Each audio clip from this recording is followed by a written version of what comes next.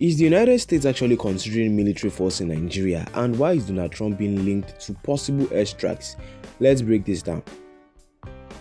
Hello everyone, welcome back to F Club TV, where we analyze global political headlines, power moves, and how international decisions affect Africa, especially West Africa. And today this story is shaking social media. A viral report claims that US President Donald Trump has told the Pentagon to consider possible military action, including ground troops or airstrikes, if Nigeria does not stop what he called mass killings of Christians. Now, let's pause. This is huge. According to the circulating post, Trump allegedly suggested that the US would not allow large-scale killings to continue, and that military force could be an option. This statement is what has triggered Twitter, Instagram, Instablog, and everybody. Social media is now asking, is America preparing to intervene? Is this political pressure? Is this campaign rhetoric? Now, if America ever responds military inside another sovereign African nation, that becomes international news. It affects foreign relations, the Nigerian government, global Christian persecution discussions, and US politics and elections. So, the conversation is not small. We must ask, is this an old quote resurfacing? Is this recent or recycled? Is this campaign talks or actual Pentagon planning? Because social media sometimes blends opinions with facts.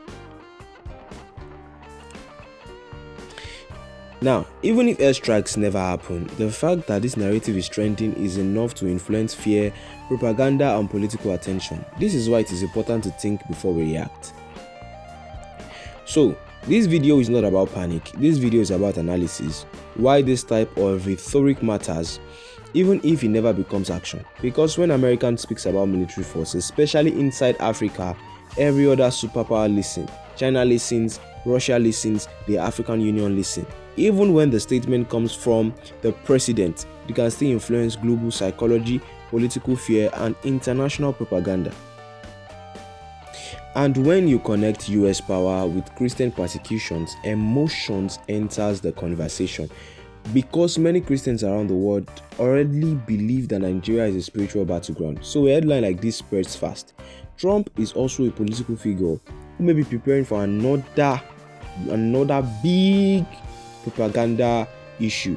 And he knows one thing very well: Christian voters in America are one of the strongest voting blocs. So, talking about Christian death in Nigeria is not a moral topic, it is a strategic campaign topic. This is why we must not just consume the headlines, we must study the motive. Study the motive.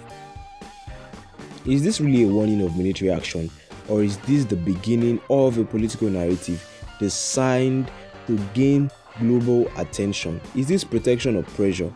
Is this concern or strategy? What do you think?